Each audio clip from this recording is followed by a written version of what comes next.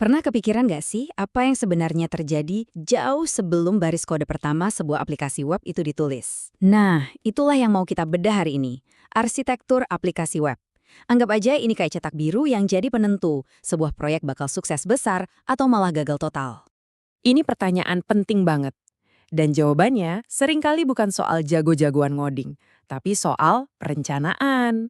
Kenapa? Karena aplikasi yang ambruk itu biasanya dibangun di atas fondasi yang ya rapuh. Sebaliknya, aplikasi raksasa yang bisa handle jutaan pengguna itu bukan kebetulan. Mereka semua tanpa terkecuali dirancang dengan arsitektur yang solid dari hari pertama. Dan jawaban dari semua itu, ya ini dia, arsitektur aplikasi web. Bayangin lagi, ini tuh benar-benar kayak blueprint lengkap untuk sistem kita. Si arsitektur inilah yang nentuin ada komponen apa aja, gimana cara mereka nyambung satu sama lain, dan gimana cara mereka ngobrol. Inilah fondasi yang kita bicarakan tadi. Oke siap, yuk kita bedah bareng-bareng. Ada 5 langkah kunci yang bakal kita lewati, mulai dari mengubah mindset, terus kita akan belajar main Lego digital buat UI, lanjut menggambar denah besarnya, milih perkakas yang pas, dan terakhir kita bakal bongkar satu aturan emas yang jadi perekat semuanya. Langkah pertama, ini soal pergeseran cara pandang. Kita harus stop dulu, jangan langsung mikirin nulis kode baris per baris. Kita coba mundur sedikit dan berpikir kayak arsitek sungguhan. Lihat gambaran besarnya, bayangin gimana semua potongan puzzle ini bakal nyambung, dan yang paling penting, merencanakan buat jangka panjang. Nah, ini dia intinya. Kalau nggak ada arsitektur yang jelas, sebuah proyek itu bakal jadi kayak benang kusut. Susah banget dicari bugnya dan hampir mustahil buat ditambahin fitur baru di kemudian hari. Jadi, anggap aja perencanaan arsitektur ini adalah investasi buat masa depan kode kita. Oke, sekarang kita masuk ke langkah praktis pertama. Fokus kita adalah apa yang dilihat sama pengguna, yaitu user interface atau UI. Caranya gimana? Kita akan bongkar tampilannya jadi potongan-potongan kecil yang bisa dipakai ulang. Persis, sekali lagi kayak kita main balok Lego. Pendekatan ini namanya Component Driven Development atau CDD. Jadi, alih-alih kita bikin satu halaman utuh dari awal sampai akhir, kita justru bikin bata-bata UI-nya dulu satu persatu. Misalnya, kita bikin komponen tombol, komponen search bar, atau komponen kartu profil. Nanti, bata-bata ini tinggal kita susun jadi halaman apapun yang kita mau. Simple kan? Dan cara ini, wah manfaatnya banyak banget. Pertama, kode kita jadi jauh lebih bersih. Nggak ada lagi tuh duplikasi di mana-mana. Kedua, ngetesnya gampang banget. Kita bisa uji tiap balok Lego secara terpisah. Tim juga bisa kerja barengan tanpa sikut-sikutan. Hasil akhirnya, jelas, proses development jadi jauh lebih ngebut. Biar lebih terstruktur, ada nih kerangka berpikir keren namanya atomic design. Bayangin aja pelajaran kimia, kita mulai dari yang paling kecil yaitu atom. Ini elemen dasar kayak tombol atau input field. Terus beberapa atom kita gabungin jadi molekul. Misalnya input field dan tombol jadi satu form pencarian. Kumpulan molekul jadi organisme yang lebih kompleks kayak header sebuah website. Organisme ini kita tata dalam sebuah template kerangka kasarnya. Terakhir tinggal kita isi dengan data beneran. Dan jadilah sebuah halaman utuh. Seperti kata penciptanya, Brad Frost, ini tuh bukan aturan baku yang kaku. Atomic design itu lebih ke cara kita mikir. Sebuah model mental yang bantu kita ngelihat UI dari dua sisi sekaligus, sebagai kumpulan potongan-potongan kecil dan di saat yang sama sebagai satu kesatuan pengalaman yang utuh buat pengguna. Oke, balok-balok Lego kita udah siap. Sekarang waktunya kita mundur selangkah. Kita zoom out buat ngelihat gambaran besarnya, kayak ngelihat denah sebuah kota. Inilah saatnya kita memvisualisasikan seluruh sistem kita lewat diagram arsitektur. Simpelnya, diagram arsitektur sistem itu adalah peta utama dari aplikasi kita. Di situ kelihatan semua bagian pentingnya.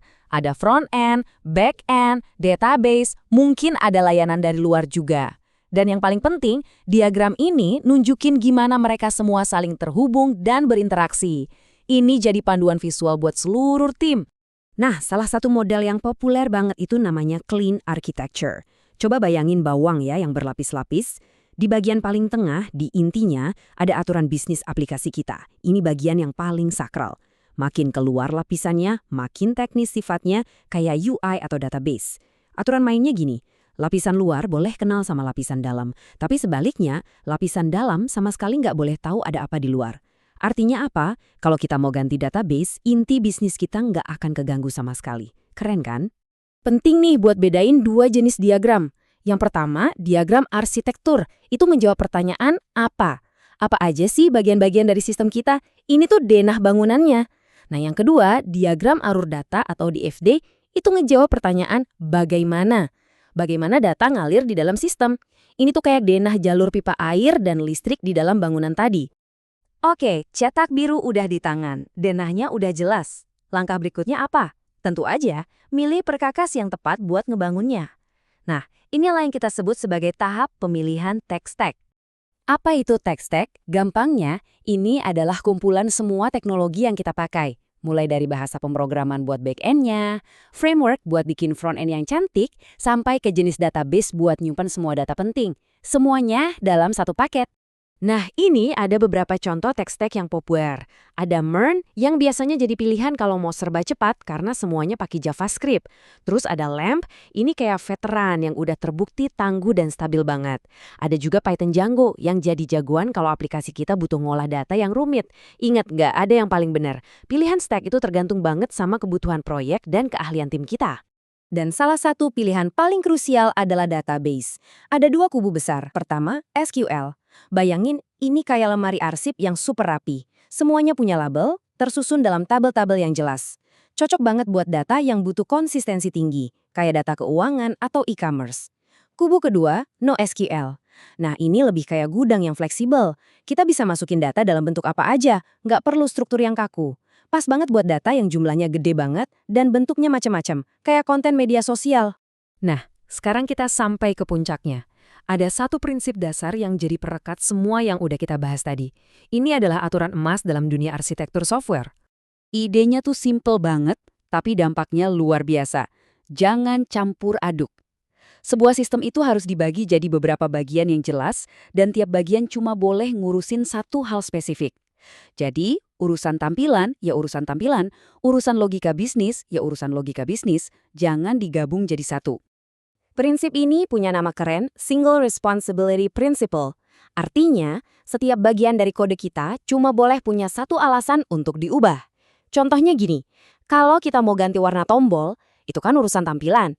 Kita nggak perlu sampai ngotak-ngatik kode yang ngurusin perhitungan harga kan? Nah, ini penting banget buat mencegah efek domino, di mana satu perubahan kecil bisa merembet dan ngerusak bagian lain yang nggak ada hubungannya. Lalu apa hasilnya kalau kita terapin ini? Sistem yang kita bangun jadi jauh lebih sehat dan kuat. Gampang di-scale karena tiap bagiannya independen. Gampang dites karena fungsinya terisolasi. Dan yang paling penting, sistemnya jadi gampang banget buat dirawat dan dikembangin ke depannya tanpa takut bikin semuanya jadi berantakan. Sebagai penutup, penting banget buat diingat.